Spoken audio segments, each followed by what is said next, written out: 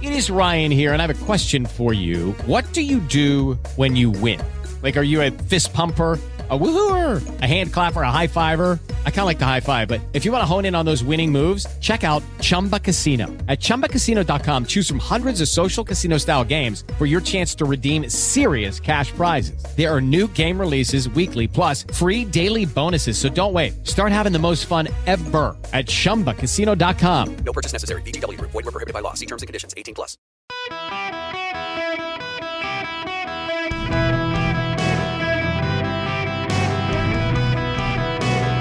Welcome to the Eric Erickson Show Podcast, Hour 3. Hello and welcome. It is Eric Erickson here across the nation. The phone number, 877-973-7425. Just a reminder, I got several people emailing about the story in Virginia. The Fairfax County School, Thomas Jefferson School for Science and Engineering or what have you, refusing to give awards to Asian students so that those who did not get the awards would not feel bad. You can get all of that in the show notes if you subscribe. Text DATA to 33777. Click that first link, get your subscription, and subscribe. Now, we have to talk about a story that I am rather passionate about. And I gotta, well, not even really slow build here. Let me just get right into this with the Wall Street Journal. This is the headline. It is in the Wall Street Journal. Lagging arms production makes Pentagon weary of further industry consolidation. The Defense Department and antitrust officials want to boost competition in manufacturing to arm Ukraine. Don't let that subtitle about Ukraine deter you from this. Here we go. U.S. defense companies are finding it tough to quickly replenish weaponry such as missiles and artillery shells for Ukraine, leading Pentagon officials to revisit whether industry consolidation has gone too far. 2 decades of mergers and acquisitions have left the top 6 contractors to share the majority of Pentagon spending on military equipment. In the 1990s, 50 firms vied for big contracts. The largest defense companies, like auto manufacturers, manufacture fewer things themselves than they used to and rely on more subcontracting. The broader defense industrial base shrank to 55,000 vendors in 2021 from 69,000 vendors in 2016, and those smaller companies have become a choke point as shortages of labor, chips, rocket motors, and other components are hobbling efforts to boost arms production. The Pentagon is increasingly reliant on a smaller number of contractors for these critical capabilities, says the Deputy Assistant Secretary of Defense in charge of industrial base issues.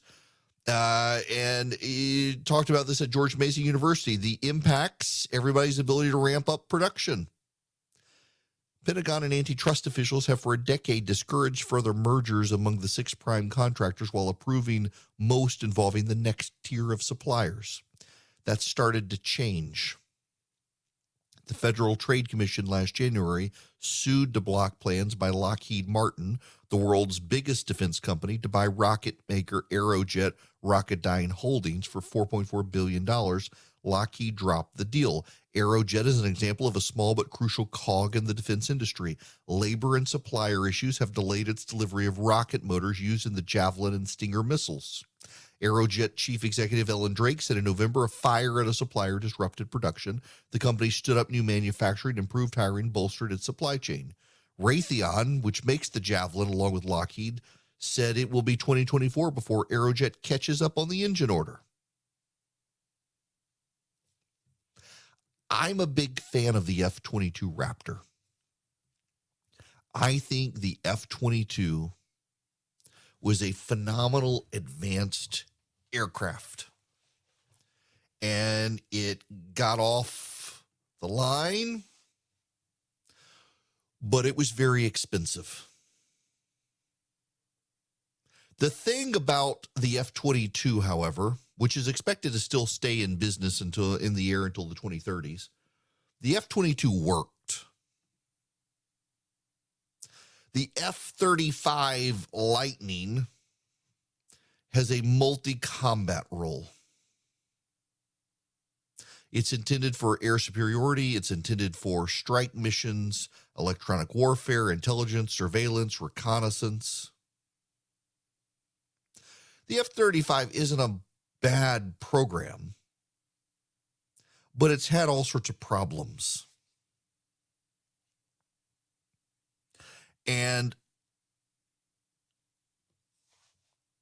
I really like the Raptor.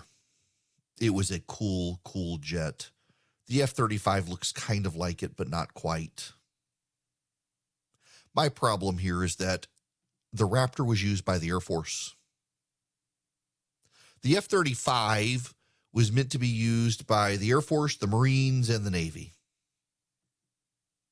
It was meant to be a consolidated jet that everybody could use. And the result of this, the problem with this to a degree, is that the F-35, because of the variety of purposes it's supposed to be safe, cannot be built for a particular function. And it has somewhat degraded our overall capabilities by being a jet with a multifaceted purpose. It's made it more complex, even though it's technically cheaper than the F-22. It's just not as good a jet in my mind, in the minds of a lot of people. But there are a lot of people in the defense industry who are dependent on the F-35 project, so they can't really speak about it. They criticize you. In fact, I guarantee you that someone somewhere is going to try to either email me, call me, or try to connect with me to defend the F-35 program. And a lot of it has to do with the largesse of the program. Our defense industry spends too much time trying to keep defense companies in business. Boeing itself has become just a vessel for graft, greed, and corruption. Boeing depends on the largesse of the American taxpayer to keep it in business at this point. Boeing has had a series of problems with its jets at the commercial area, from the 737 MAX problem to its innovations in the future. Boeing depends on these government projects, particularly in the defense sector, to keep it in business, to be able to do other things, and government bailouts and the like in the Export-Import Bank. Our defense industry at this point has become a massive pool for subsidization. Where is the innovation? Now, the Air Force have a next generation air dominance fighter component, and the F-22 will be replaced by that. The F-35 will continue in missions, but this goes beyond that. It also goes to our missiles. So Lockheed and Raytheon, they make the Javelins, but both of them are dependent on a single subcontractor to make the engines. There used to be many more subcontractors who made these things, but there's been a lot of consolidation. We can step out from that consolidation, though, to the rest of our free market, enterprise, private company sector system. The consolidation outside of the defense industry is a problem as well. One of the reasons we have run into supply chain problems thus far is because of the massive amount of consolidation we've had in the country, in the private sector, where they've narrowed down the suppliers to certain subcontractors. And if one of those subcontractors has a problem, the whole thing goes kablooey. There actually are real problems with consolidation. Now, listen, we're not at monopoly status for a lot of these people. That would be bad because you get major inefficiencies. But it seems like we're headed towards that problem with these major inefficiencies. I do think companies should be allowed to consolidate for efficiencies, but at some point you wring out all the efficiencies, and continuing to consolidate may make sense for the companies from a shareholder perspective, but for you and me, it's bad. And we've probably reached that point. And part of the other problem here that we're dealing with, if we're honest, is with the rise of the wokes using corporations to advance their agenda. When you only have so many banks in the country, it becomes very easy to bully them to stop doing business with gun manufacturers. And that's part of the problem we're seeing in this country, is major banks in this country no longer want to do business with gun manufacturers because the wokes have bullied them into doing it. Insurance companies don't want to provide insurance to gun manufacturers because the wokes don't want them to. You have a limited number of credit card companies. You have a limited number of major banks in this country. You can go to the small banks and the community interest banks, but they don't necessarily have the capital needed by some of the big businesses in this country to keep growing, which then hamstrings those businesses. If we ever did get to a point in this country where you had some sort of social credit score, now listen, this heads towards conspiracy territory. I think it's kind of fringe. I have some friends who really believe it because China's doing it, and the World Economic Forum has advocated for some sort of social credit score. I don't think we're going to get it in the United States for a variety of reasons that neither here nor there right now. I don't think we're going to get something like this. But if we ever did, the consolidation of banks and big business in this country would be really bad. But it's having real world ramifications right now here in the war with Ukraine because we've so consolidated and lack diversity in the supply chain that if one subcontractor goes offline, in this case, one company had a fire at a facility, they couldn't produce production. You know, the other thing is it also makes it easier for the fringe conspiracy theorists out there to latch hold of it. I haven't heard any conspiracy theorists thinking the fire was intentional, but you see this in the food supply chain now. The food supply chain is so consolidated now that you've got this growing rumor mill that these food manufacturing facilities are being set on fire intentionally to starve us. Not really true. There are actually something like 8,000 to 9,000 fires a year at food processing facilities. But it's been amplified by the conspiracy theorists that something's happening.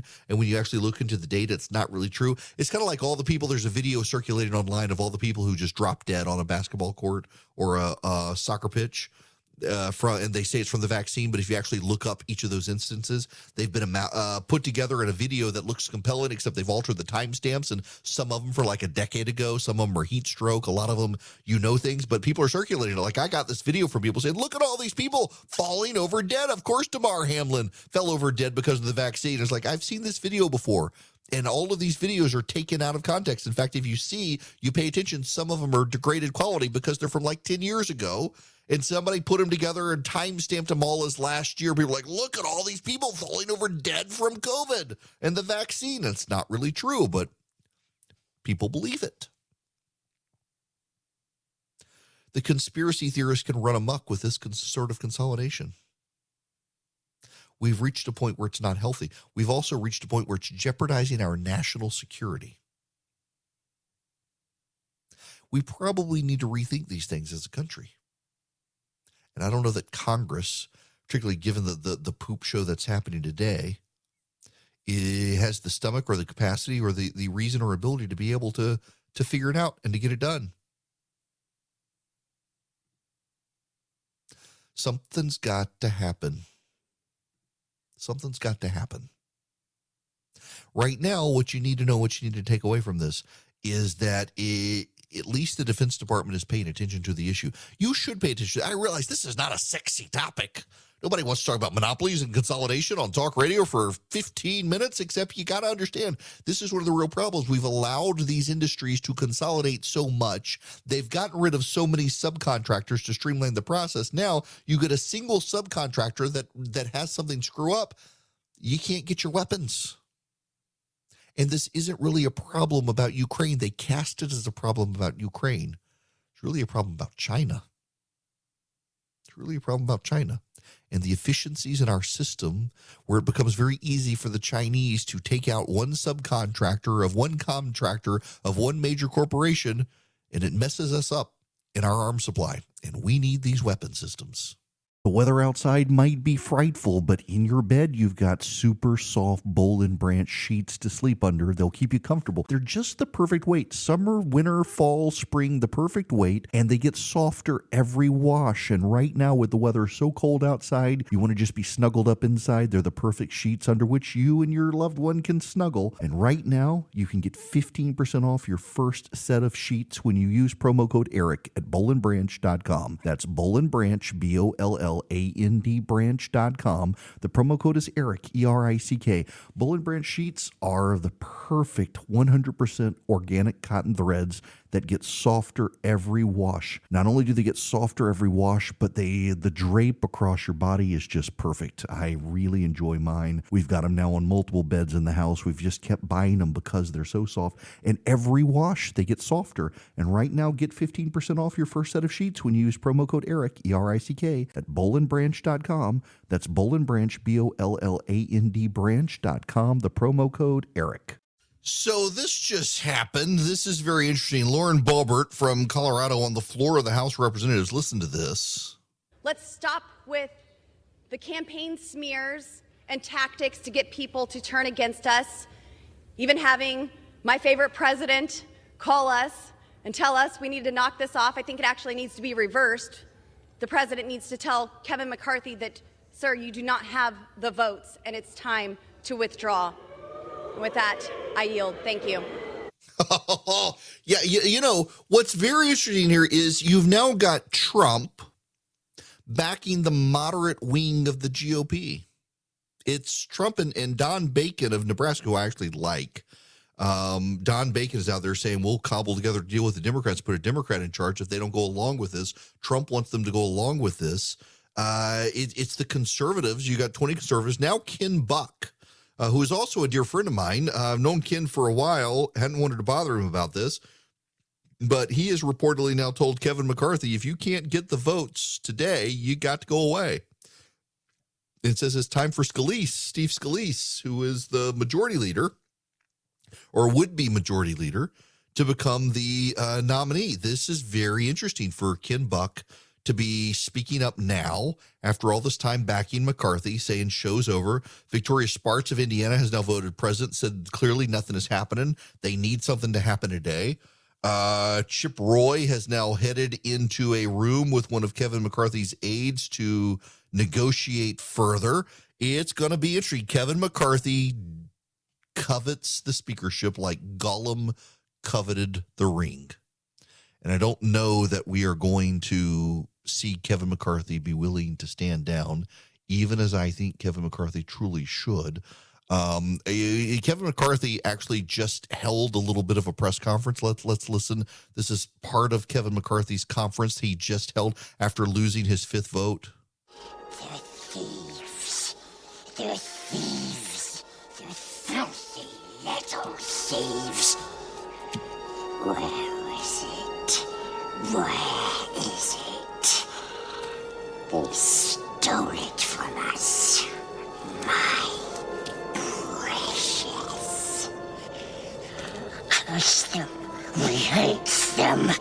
It's ours it is, and we want it. Kevin McCarthy, he sounds like he's having a very rough day now. He wants his precious badly and thinks those nasty conservative hobbitses have taken it from him. The hobbits, like the Taliban, they won. I can't get over this comparison that these conservatives are like the Taliban. You do know the Taliban beat us in Afghanistan thanks to Joe Biden. The Taliban actually have come back into power in Afghanistan. I don't know that I would use that comparison, except they have. I don't know. The filthy hobbits is that things tend to turn out for them. 877-973-7425. When we come back, we got to move on to other stuff, including the crime wave and the coming crime wave. More alarm bells are going off in places like New York as the left totally misinterpreted the election results, and bad things are predictably going to happen. Before I get there, though, I just got to, have y'all heard about this in Louisiana? This is very interesting. There's a new law in my home state of Louisiana. It makes pornographic sites liable for content deemed harmful to minors if it doesn't install age verification technology for anyone accessing it from Louisiana. And it's already affecting how people can get into websites like Pornhub, the big pornography site. The law was signed into law by a Democratic governor, John Bel Edwards, passed by a Republican legislature, and it requires a state photo ID. You got to upload your photo ID from the state to confirm your identity, so no more anonymous looking at nudie pictures and bad videos. Material. I can't read you, by the way, the description of stuff that's considered harmful to minors. It would be too disruptive on this radio program. But if a substantial portion of the site, which is defined as 33 1/3% or more material on the site, is deemed harmful to minors, you must show a state ID. Material that harmful to minors, according to the act, is defined as appealing to prurient interests and consists of, well, essentially naked parts of the body and various acts that are not done in public. And sure enough, if you got an IP address, you gotta that comes from Louisiana, you gotta show your ID. So people are Googling right now, VPN. How do I use a VPN to try to get around the law? When we come back, the crime wave coming to New York by minors, not minors as in under the ground, but as young people. We'll get to it when we come back. Hi there, it is Eric Erickson here. There appears to be no path forward at this point for Kevin McCarthy. Ken Buck is, well, on and says he was on CNN and said they got to move forward. They got to do something today. And when Ken Buck speaks, people tend to listen. Ken Buck, the congressman from Colorado, great guy. I got to know Ken. I endorsed him when I was running Red State for the U.S. Senate race, and he barely lost that race in a year Republicans in Colorado were crushed, and he went on to run for the U.S. Senate. Here he is a short time ago on CNN talking about the state of play. You said that by today you need to see some indication of where this is going to go.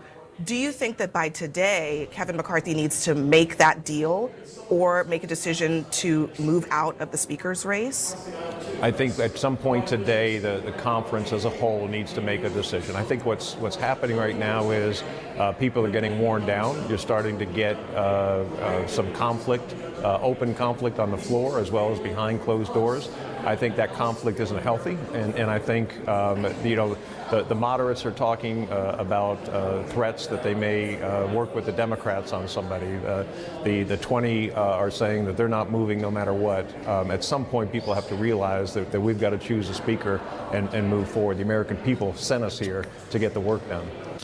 And Ken Buck is also saying it's probably time for McCarthy to move on, and Buck signaling he will not keep supporting McCarthy. You got five votes now. We're into six. Buck has voted for McCarthy the sixth vote the last time, saying McCarthy needs to cut a deal and suggesting Steve Scalise perhaps needs to step up. We will see where this goes. We will see what they do. It's going to be fascinating. I want to move on to other topics, though, because this is going to go on for a while, and you do need to understand the history of this. This hasn't happened. The last time was 1923, so 100 years ago. And, in 1856, it took 2 months to figure out who the Speaker of the House was going to be. I don't think that's going to be the case now. But at the same time, it is just kind of interesting to watch this. Now we're in the sixth vote. McCarthy's going to lose this vote too, and see where this goes. We're watching real history here. That 100 years from now, if it happens again, we'll say, well, the last time this happened was 2023. And also, it's very weird that we're in 2023. But The Spectator has this article out, Why Eric Adams Has Failed to Control Crime. The New York mayor's been in office for a year. There's a sense of unease there. And I would agree with the premise of the article that, yeah, there is a lot of prestige here, or a lot of fear happening. New York Mayor Eric Adams, first day in office, started with a call to the New York Police Department, waiting for the J train to talk him from Brooklyn to City Hall. He spied three men beginning to tussle. When punches began flying, he dialed 911. He didn't offer a name until the end. Adams, Mayor Adams. The moment so perfect as to seem choreographed, epitomized his agenda. Rein in crime. And it hasn't been done. A district attorney in New York is now saying that kids under 13 will not be placed in jail for any reason short of murder. Any reason short of murder. I am envisioning you want to get rich quick? I have a good get rich quick scheme for you. Go to New York City, put a bunch of 13-year-olds on the payroll, have them run into electronic stores, steal everything, and then sell it on eBay or Facebook, whatever his marketplace, or Craigslist, because they're not going to get arrested. This isn't smart. Now, this all comes with something else. And let me step back for a minute and deal with another issue and wade into this at a different angle, if you will. Yeah, listen, I am, or for some of you may not think so, but I am a professional. Amber McLaughlin. There's been a lot of news about Amber McLaughlin, the first openly transgender woman to be executed in the United States for killing his ex-girlfriend in 2003. I'm not playing the pronoun names here. Amber McLaughlin is a man who identifies as a woman. His gender identity isn't central to the case, but it marks, according to the Washington Post, the first time a transgender convict has been put to death in the United States.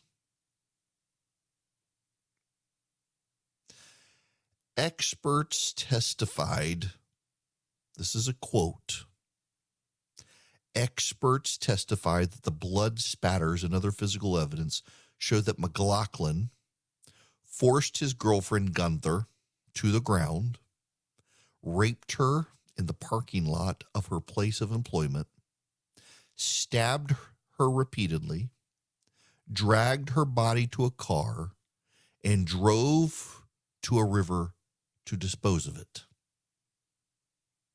And somehow we're supposed to feel some level of remorse that this man is going to be executed. He changed his name and appearance to be that of a woman, but no, you can see the Adam's apple in the picture.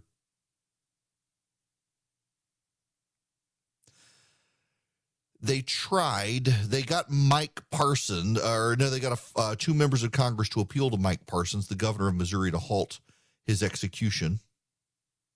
On Tuesday, only hours away from the scheduled execution, the governor announced the death sentence would go forward.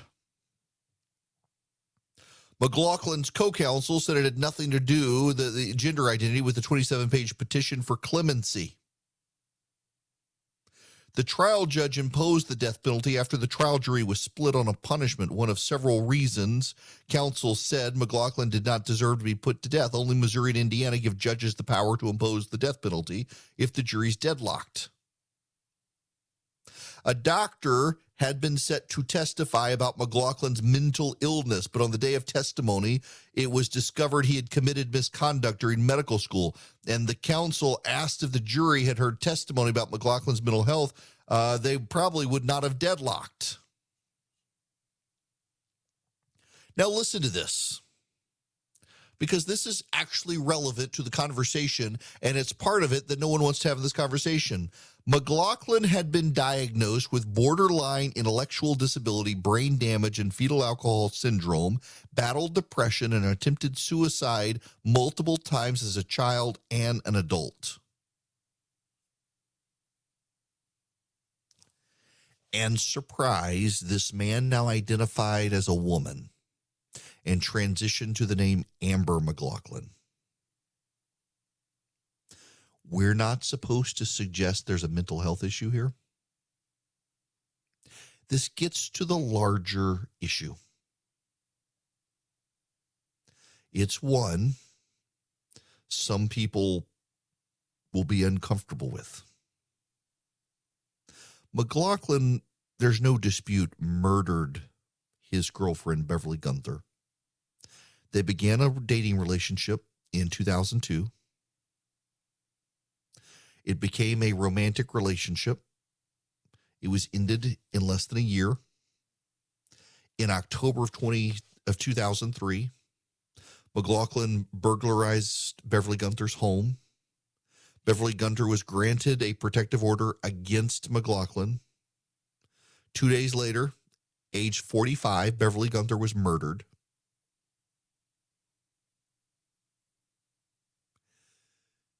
This man, Mr. McLaughlin, changed his name to Amber, was mentally unstable, and transitioned. And we're not allowed to talk about the mental issues of those who are transgender. We're not allowed to talk about that. You get canceled when you talk about that. But the side issue here is a very important one. We're supposed to be empathetic people. But for some reason or another, some switch has been flipped on the left where they empathize not with the victims of crime, but the criminals. We're supposed to presume that, well, they had a hard life, bad things happen, the nation is systemically racist. We're supposed to be upset. We're supposed to get worked up on behalf of the bad guys now. Where there are no more bad guys. In the movies, they're all anti-heroes now. In New York, 13-year-olds and younger, they're not going to go to juvie anymore because, juvie's bad. Juvie's part of a systemically racist system, and we don't want to set these kids back. In Virginia, smart kids who get good grades and awards can't be told about the awards because the kids who aren't as successful in school, not academically gifted, they may get their feelings hurt. Why are we having so much empathy with the people that on the wrong end of the side that we can't have empathy with the people who are the good kids? We can't have empathy with the victims of crime. We got to have empathy with the criminals. We got to be so worried about the kids who aren't academically gifted and their feelings hurt by the academically gifted. We can't give the academically gifted their awards or let them get into college and get a good scholarship because it may hurt somebody's feeling. In the United States House of Representatives for 2 days in a row, we've had to have 6 votes for Speaker of the House because, Kevin McCarthy may get his feelings hurt. He's earned it. It's his time. We have to let him do it. No, you don't.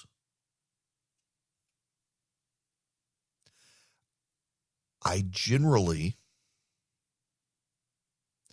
tend to be a sympathetic person and an empathetic person to others. My team gets mad at me because I don't like to tell other people no. I'm having to learn, actually, to tell people no. I try to at least see the world through other people's eyes, to understand the world as they live it. Because I don't actually think that there's a disproportionate sense these days of calling other people our enemy, when really what we mean is they see the world differently from us and want it to operate in a different way, and we think that's bad, therefore they're the enemy. We overuse the word enemy. Anyone who disagrees with us politically, they're the enemy. If they're on the left, they're the enemy.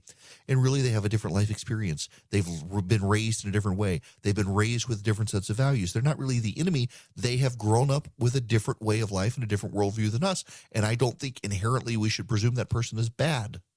We can disagree with them without hating them. What is so bizarre to me, so frustrating to me, so common to me these days is that so many people on the left, so many people in academia, so many people in the media, so many people in our postmodern world have decided that we have to be sympathetic and empathetic to the bad guys because there are bad guys out there, people. These people, they may not be our enemies, but they're the bad guys. There are monsters in the world. There are monsters in the world. And this all, it's discombobulating to me that we're in a situation where we're supposed to show some level of empathy for a murderer. And in New York City, we're supposed to show empathy for a criminal 13-year-old because the system is supposedly racist, systematically racist. What about the victims? What about the empathy for the victims? What about the empathy for the business owner who's going to go out of business because the kids keep stealing their stuff? The world has gone upside down. The world's gone upside down with the left. And they're playing a game with us, this woke nonsense. And honestly, the way you win the game is to not play the game. Don't play the game with them. If you don't play the game, they get mad at you and they scream and they try to cancel you. But ultimately, you know what? You wind up winning. There's no reason for us to coddle the criminals of this country because we think they grew up unfairly. They had a hard life. You know, there are a lot of people in this country who had hard, terrible lives who did not grow up to be criminals and murderers. Some of them, unfortunately, are going to be the victims of these other people, and we should keep that perspective in mind. And when the media comes to us and tells us, when the left comes to us and tells us, we got to remember they had a hard life. It was so bad for them. Oh, woe is them. Woe is me. Life ain't fair. Never has been. It's never going to be. But there is right and there is wrong and there is good and there is evil and there is justice and there is injustice. And siding with the criminal is not just. It is not right. It is not good. Okay, we got to move on. The Eden Pure Thunderstorm. You can get a 3-pack for less than $200 at EdenPureDeals.com if you put in the discount code ERIC3, ERICK3. What you do is go to EdenPureDeals.com. You put in ERIC3, ERICK3, and you get 3 of them for less than $200. Now, what are they? They are, in fact, air purifiers. They get rid of the dust. They get rid of the mold, the mildew, the pollen, what have you. But also, more importantly, they're air purifiers that eliminate odors. That's how I use mine. I keep one in my suitcase. If I'm in a musty hotel room, if I got a rental car, someone's been smoking in, litter box odors, pet odors, cooking odors, musty odors, smoky odors, you name it, it wipes out those odors, and it does so well. You can get 3 of them, one for upstairs, downstairs, your basement, your RV, your suitcase, whatever. EdenPureDeals.com. The discount code is ERIC3, ERICK3. You get 3 of them for less than $200. You're saving $200. You get free shipping. It's EdenPureDeals.com. The discount code ERIC3, ERICK3.